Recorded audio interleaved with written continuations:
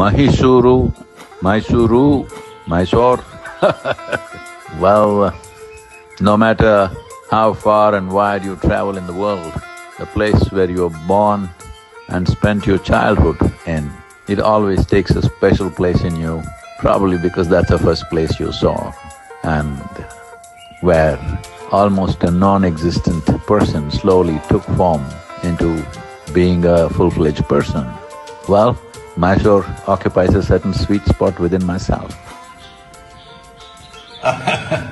Though I was born in Mysore, largely grew up in Mysore, I pride myself that I know every nook and corner of Mysore city, Chamundi Hill, like the back of my hand.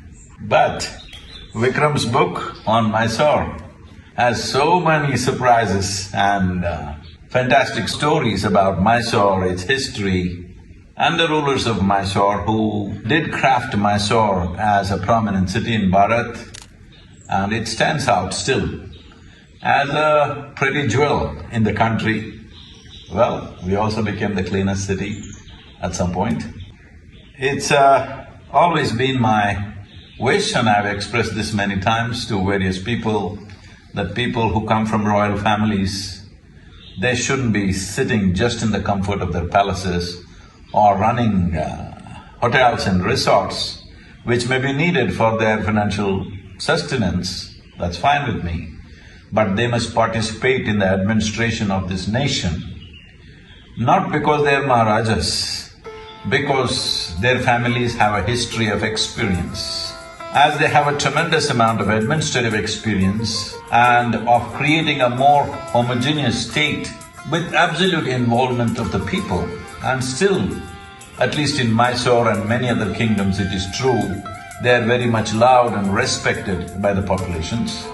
When there is such a thing, I think they must participate in the democratic process of our nation and contribute to that. I'm glad to hear that Yaduvira Vadayar is now participating in the election. I hope it won't be just ceremonial.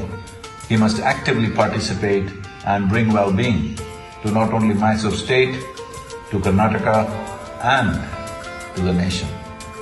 But it's a wonderful read, this book on Mysore by Vikram. If you have the time, you must read it because Vikram writes in 800,000 pages at a time